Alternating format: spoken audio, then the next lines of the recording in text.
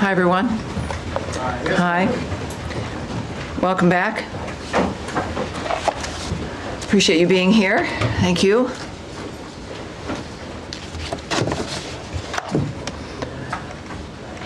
Everyone's set? We're good? Great. Welcome aboard, everyone. Thank you again for being here. For generations, the Middle East has been dealing with the world's largest state sponsor of terrorism, with the attack on Israel on October 7th by Hamas, reminding us of what's at stake. Due to the wisdom of the American people, President Trump's election to a second term has offered the world a chance to see an American leader committed to solving many of the world's existential threats with determination. Now, as the conflict between Israel and Iran continues, President Trump has also been clear that Iran cannot have a nuclear weapon. Secretary of State Marco Rubio has also stated that fact, as he has traveled the world working to implement President Trump's vision of peace and security. That statement has also been uttered from this podium many times. The fact that Iran cannot have a nuclear weapon is clear. As the White House reminds us, since taking office, President Trump has clearly stated no fewer than a dozen times that Iran cannot be allowed to have a nuclear weapon, for anyone who's unclear on that fact. President Trump has made the same pledge no fewer than 40 times before taking office, even as far back as 2011. One of the highest priorities of the Trump administration is the safety and security of the American people. To that end, the Department of State has established the Middle East Task Force to help coordinate support for U.S. citizens, our U.S. diplomatic missions, and personnel and diplomatic engagement. The task force is operating 24 hours a day. Over the past week, to help keep U.S. citizens informed, we have issued more than 30 security alerts to countries in the region and updated the travel advisories for Iraq and Israel. We remind U.S. citizens not to travel to Israel or Iraq and not to travel to Iran under any circumstances. We continue to monitor the complex and rapidly evolving situation on the ground as we continue to assess and address the needs of U.S. citizens. We urge all U.S. citizens to regularly visit travel.state.gov for the latest travel advisories and security updates, and to enroll in the Smart Traveler Enrollment Program, also known as STEP, to receive timely alerts and guidance from the State Department. For Americans needing assistance, and there we have a bit of the website there for you, call +1 202 501 4444. That number again is +1 202 501 4444. If you're on that website, you can also click on that red box. It will take you to a page where you can search for the embassy of your interest, where you are, where you would like to connect to be able to get help from the embassy in the country where you are. And of course, the number's there as well for your closest U.S. embassy. I also want to add a couple other things here as we're dealing with this. It is certainly a rapidly evolving dynamic, but to conclude the topper here today, I want to recognize the State Department and other U.S. government teams around the world working under threat on behalf of the American people, particularly those in Israel and Ukraine, who spent another night sheltering in bunkers as they came under attack. Our priority is the safety of Americans overseas and here at home. It is the priority of Secretary Marco Rubio. It is the priority of everyone who works in this building, and the thousands of American citizens who work anonymously and whom you will never see, who are working in embassies and consulates around the world and working with those local nations to be there for American citizens and to help facilitate American diplomacy. Our priority is the safety of Americans, yes, here at home, but also overseas. We thank all of those working on behalf of the American people, all of you watching from home and from around the world. We thank you. And for everyone around the nation, we know and honor your work as we begin another briefing here, ready to take your questions. All right, yes, sir. Yes, hi, Tammy, thanks. Thanks for that. Could you give us some more details on this task force, how it's going to work, and specifically if it's going to help Americans potentially leave the region, be repatriated, or depending on the countries that they're in, and any more details you can give on that? Right. I won't be giving you, just as a reminder of how today is a little bit of a different day for the briefing. There is always things that I can't say to you. And yet we have a long back and forth. Sometimes we have a little bit of a debate. I won't engage in that today. My responses will be perhaps a bit quicker than usual, and I'll be moving around more quickly to reach as many of you as I can. There will be less than I can answer for you because of the circumstances that we're dealing with around the world. So it is, I just want you to know it's not personal, but we're working on certain things like the task force as an example.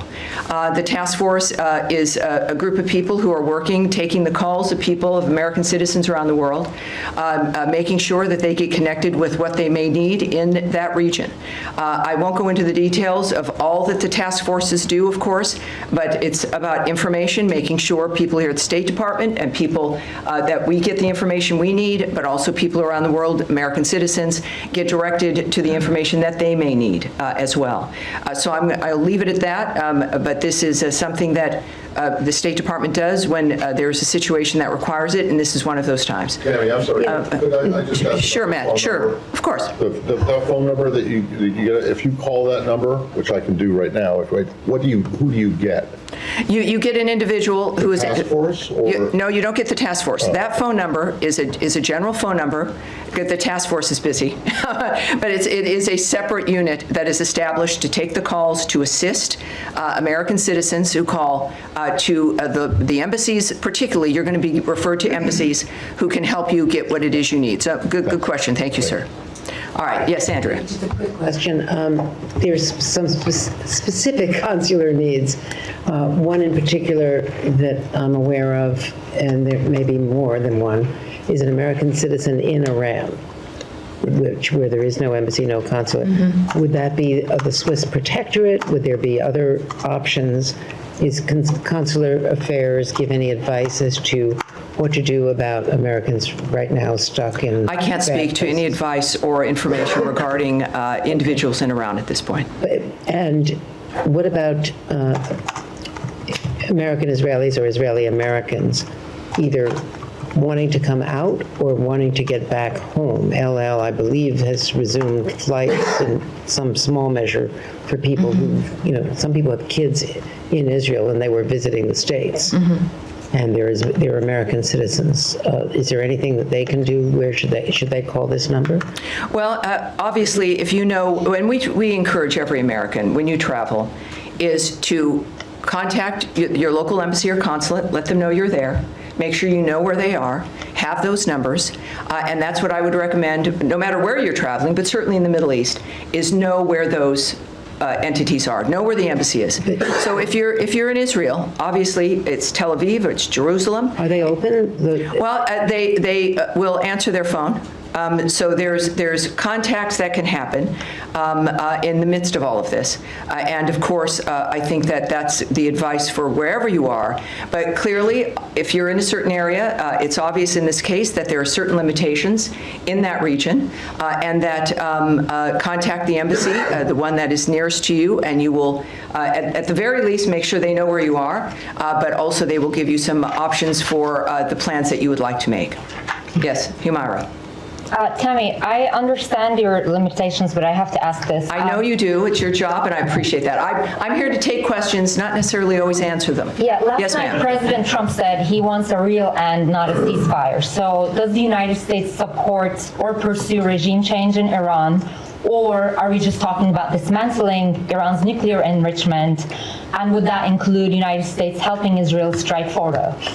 Well, I'm certainly not going to characterize what President Trump says or tweets, for that matter. He doesn't need characterizing. He's one of the most transparent, one of the most clear individuals that we've known. I think that we can take his word for his word, but I'm not going to speculate on, in a larger sense, what that would mean. That is up to the president. He is the singular guiding hand about what will be occurring from this point forward, as he has been. And I think that dynamic is pretty clear. He says he wants an end, as he has said about every conflict that he has, as a peacemaker, worked to stop peacefully through diplomacy. That has been his commitment. And he wants these things, as he said about a number of situations, not for a month or 6 months, but durable ends to this nature of forever wars.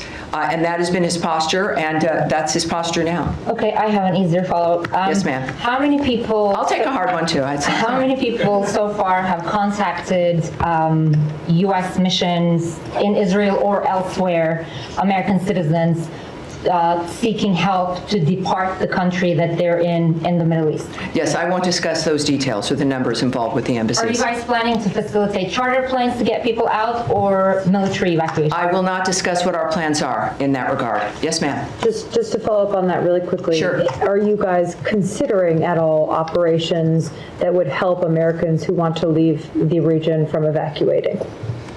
I know that our commitment is to the safety and security of Americans around the world. All right? Yes, sir. And Yes, sir. Go ahead. Tammy, would the U.S. government like to see a regime change in Iran? First of all, I'm certainly not going to remotely address that. It would require me to speculate or speak on behalf of the president, which I will not do. What we've seen, though, is clear, is months and repeated statements that all he wants is a peaceful world. His activity and the nature of the actions that the United States has taken and his special envoys have been rooted in one thing, which is negotiations, looking for diplomatic solutions to generational problems that he wants solved diplomatically. That has been his constant posture. And there has been nothing that has changed in what he wishes for, what he would hope to accomplish. And so, of course, that's not something I'm going to address. Is the U.S. government and the Israeli government on the same page when it comes to the intelligence about Iran's nuclear weapons program? That is a question for the White House and perhaps the NSC. That's not something I can answer here. Nadia. Thank you, Tammy. The president said you want to see Iran offers unconditional surrender. I'm not going to ask you to comment on the president's statement, but I'm going to ask you if the secretary is involved in any kind of diplomatic missions with his allies, with the Germans, with the French, trying to offer something to the Iranians as a way out.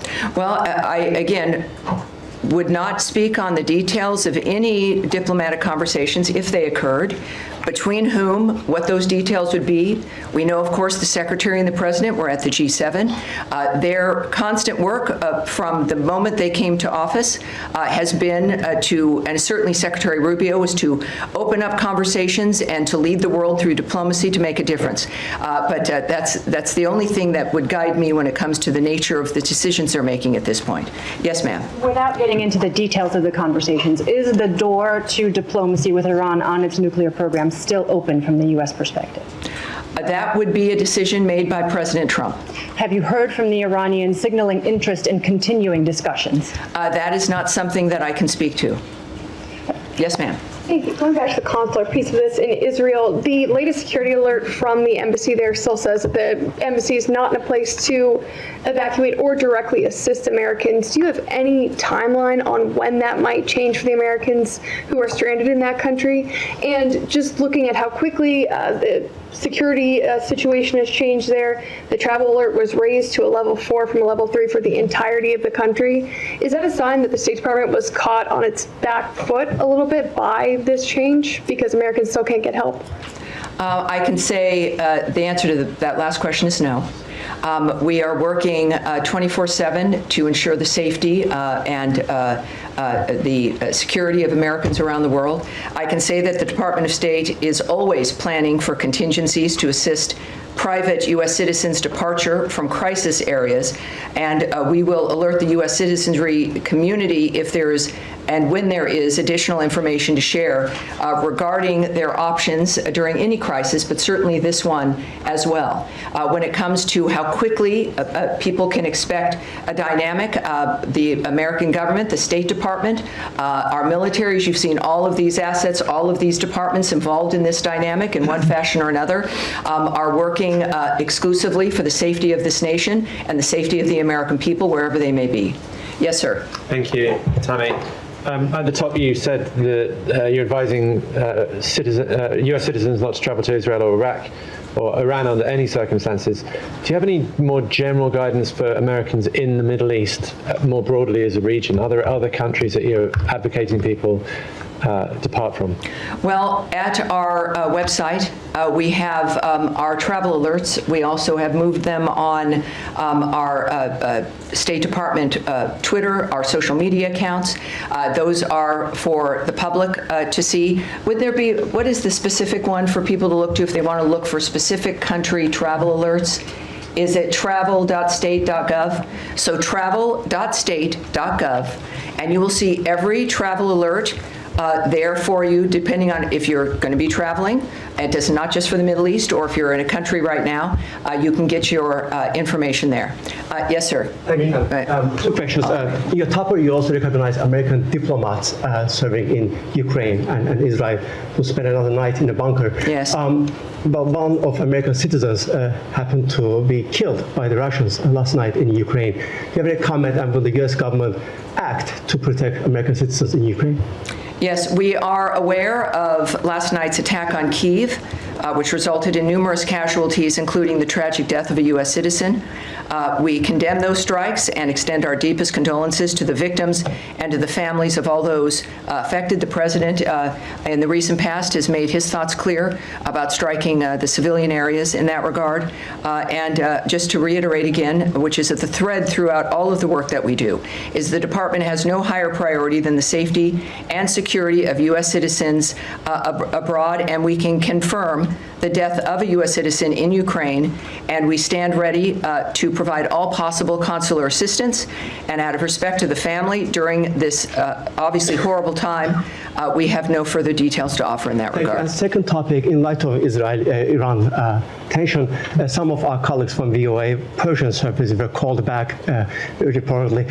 How much does do the events of past few days signify the role of VOA and other outlets to counter these narratives from U.S. enemies?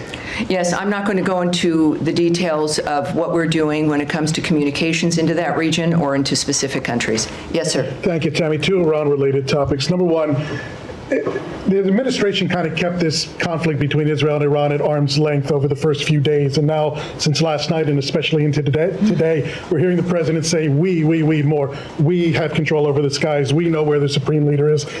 He's kind of taking more ownership of the situation directly. Is that feeling trickling down to this building as well? Is there more of an ownership of the situation in the State Department as well? Well, I again can't characterize the feelings of the President of the United States. We know that he is our lead. We know that he is the guiding hand. We know that he is one of a few who know all the details, and he is clearly has a mission and an agenda that has involved diplomacy and changing the world for the better for people. In the meantime, of course, things change. Our experiences change. He's making comments that are a reflection of what what matters to him, and of course, what matters to the president matters to the State Department and every other department. I think that it is fair to say that his leadership and his re-election to the second term was because people here in the United States were tired of the status quo, and what the world has seen is a peacemaker and someone who can make a difference, and that's what they're looking forward to. Final question. Can I get in one more? One more. There's no special envoy for Iran. Several key locations in the Middle East don't have a confirmed ambassador. We speak often about the day after situation in Gaza. What about the day after situation in Iran? Is the State Department ready for it? Well, the State Department and the Trump administration, while you may not see things immediately, just because it's not maybe in the news or you're not present for things that occur, doesn't mean they're not occurring. I would remind everyone that the State Department, as I've found out, is sort of like the military. It's 24/7. It is not something that is a basic 8 to 5 dynamic. And it's because people are working around the world constantly. It is literally their mission, personally, their work is what they do and are committed to. So while you may see a certain thing in a static framework, it doesn't mean that we have not worked on that or are not working on that or that things will begin to happen. So it's just a reminder that it's not about the day after. We are working before, during, and after. It is the anticipation of people with history and an experience when it comes to the history, not just of a building and of a department of the United States, but the history of people working on diplomatic issues throughout the world. And they work for this department. They are committed to those issues, and that is what makes the State Department so effective, in addition to the leadership that is afforded by Marco Rubio, as guided by Donald Trump. Yes, sir, you've been waiting. Tammy, the NATO summit is in The Hague next week. Yes. President Trump and Secretary Rubio came back early from the G7 summit because of the nature of what's going on in the Middle East. If this situation is still unfolding next week, should we expect some kind of changes to the delegation, changes to travel? Should we be anticipating that if the situation is still ongoing? You know, I can't tell you if anything will change. I know it has not so far, but as we have experienced from day to day or even sometimes hour to hour, things do change. This is a very dynamic event. We've all had our special situations that we're interested in, and we all want diplomacy to work, and we've been cheering on summits and ceasefire discussions, et cetera. But this is something that is moving, as things tend to, very rapidly. So I would say that anything is possible, but at this point in time, that is still certainly on the books. But that's going to be obviously that's a presidential trip. That's going to be up to the White House, and I'm sure will be affected by their decision making based on what they see. Yes, sir. Thanks, Tammy. 2 questions, please. First of all, can you tell me, sir? Alan Fisher from Al Jazeera English. Very good. How do you do? Fine, thank you. The U.S. intelligence assessment on March 26 was that Iran was not working towards a nuclear bomb. What's changed? That the U.S. position seems to be that it was very close. Well, again, I can't speak to intelligence assessments, what may or may not have changed, or to the fact that it is President Trump and his team who are seeing things that matter when it comes to the decision making, and I think that that's what's happened here. Second question is, if the president in his first term was willing to give the Taliban 18 months to come up with a deal, why was there only 60 days given to the Iranians to discuss something which is much more complicated? Again, I'm not going to discuss the details of the decisions made by the president. Andrea? I'm just saying that was Tulsi Gabbard's testimony in open session to the committees. Well, yes, and as I've noted, today is not that day. Next, yes? Yes, sir. Tie in the white shirt. Thank you. Is that you just suggesting that? Andrea, we're moving on, please. Let's please be able to manage this. Sir, in the back there. Thank you, Tammy. My question is, the other week we were talking about the negotiations between Iran and the U.S., and the president was very optimistic about it. And now drastically everything has changed, and we are talking almost about a full-scale war between Israel and Iran.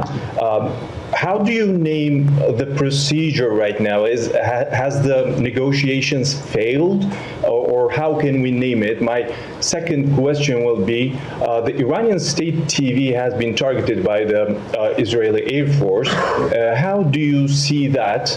Do you see a state TV channel as a legitimate target?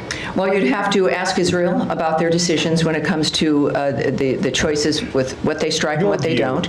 And on your first question, which now is already, what was your first question? My first question, after all this, after these escalations, how do you name I would say that you would look to the President of the United States for how he is characterizing what has occurred. And he is very open and transparent with that, and does it with his many conversations with the media and also on Truth Social.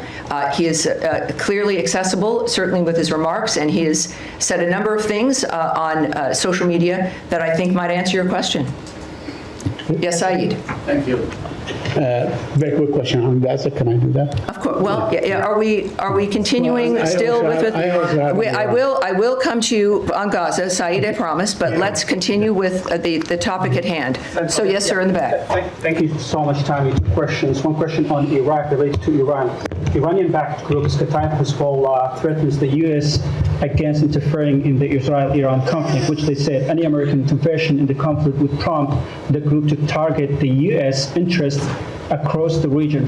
Have you reached to the Iraqi government, and what's your message to these groups? And the second question, what's the State Department's assessment of diplomacy? Have you put diplomacy on a side, or you still believe that diplomacy can work with Iran?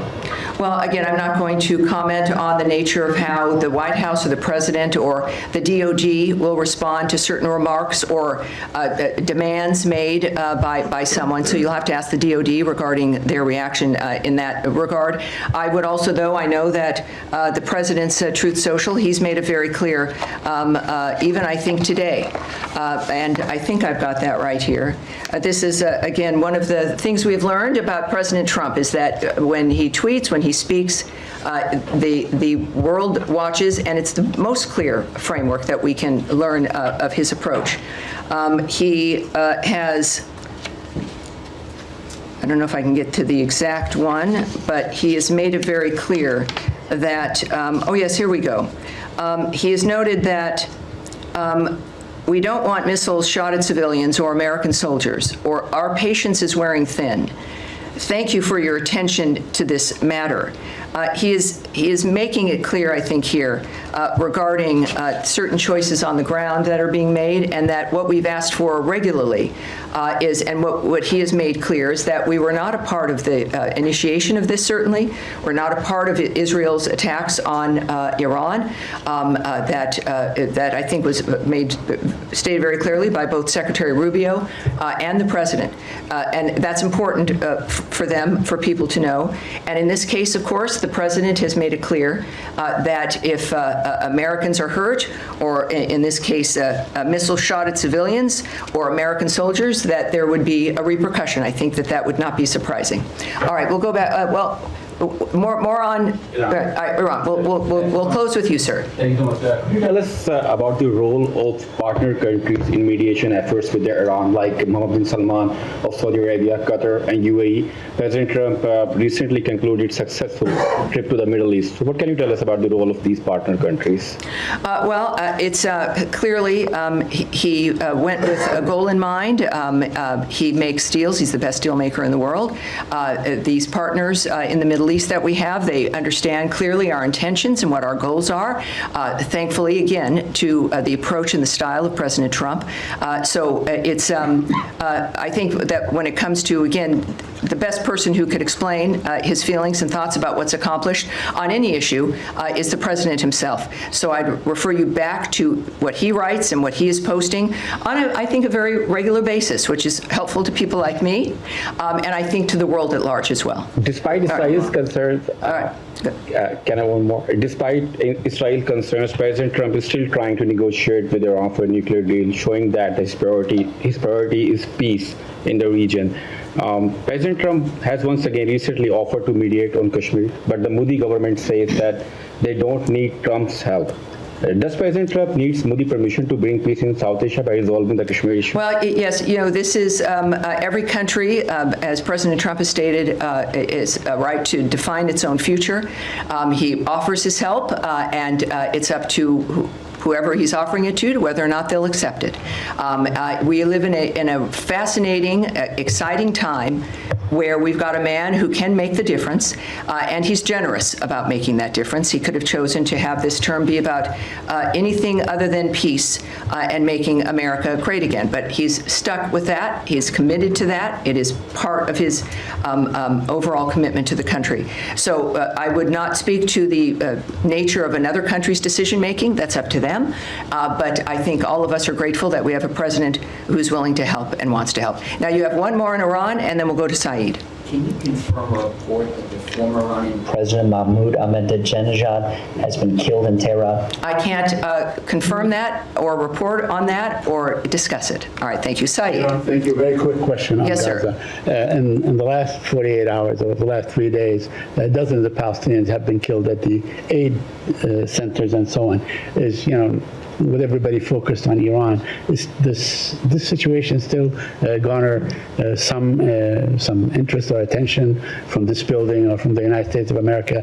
And are you urging the Israelis to hold off about whatever the amount of firepower they're firing at these aid seekers? Well, we of course are always saddened to hear reports about any mass casualty situation or shootings. I don't know who isn't, no matter what the dynamic. The IDF has said a particular incident is under review, and that is helpful, and we'll see what their review comes up with. In the meantime, I think it is important also when it comes to the nature of the efforts to get aid and food to the Gazans. We now know, can report that the Gaza Humanitarian Foundation now is working at 4 distribution sites and has distributed nearly 26 million meals to date. So it is, again, a conversation about whether or not the State Department cares. Every day there's a demonstration. And when we think about the State Department, it's people. It's people who've committed their lives to a diplomatic life, to a life of foreign service, to a political life, to try to make the difference for the world. So we see that manifesting here. And as we also know with today's events and today's conversations, there's a reason why we need people like President Trump and the American commitment to peace abroad. All right? Yeah. Yes, go ahead. Yeah, it's been reported over the weekend that the President yes. Would expand the travel ban to 36 other countries. A lot of them, from what I understand, are in Africa. There's already 19 countries that are affected by the travel ban to a different extent. Can you share any details, elements you have on this plan? I'm going to speak a little bit about it, not into the detail of what, about the decision-making or the process in that regard, but we are, of course, committed to protecting our nation's citizens by upholding the highest standards of national security and public safety through our visa process in particular, as laid out in President Trump's Executive Order 14161, protecting the United States from foreign terrorists and other national security and public safety threats. The visa adjudication process has got to ensure that U.S.-bound foreign travelers do not pose a threat to the national security and public safety of the United States. That is, I think, a very low bar, and is a bar that every nation should be able to adopt. To protect the national security and national interests of the United States and its people, the Department of State and other U.S. government agencies assess other countries' security capabilities, information sharing, and identity management practices, exploitation of the U.S. visa system, such as overstay rates, and failure to facilitate the repatriation of their removable nationals.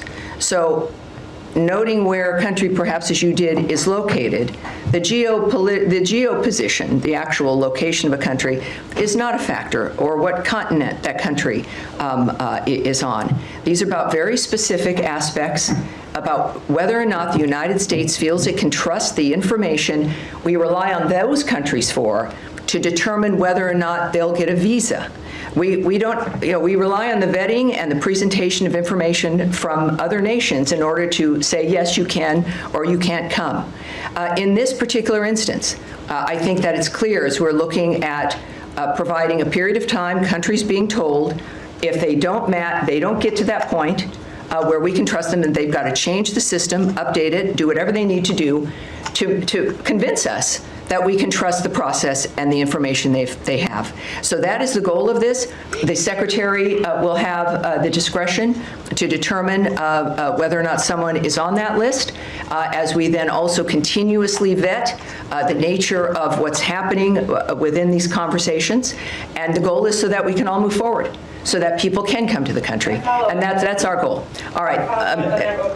Yes, sir. Yeah, but I don't know why you're so far in the back, Michelle, but I'm sorry. with NPR, yes.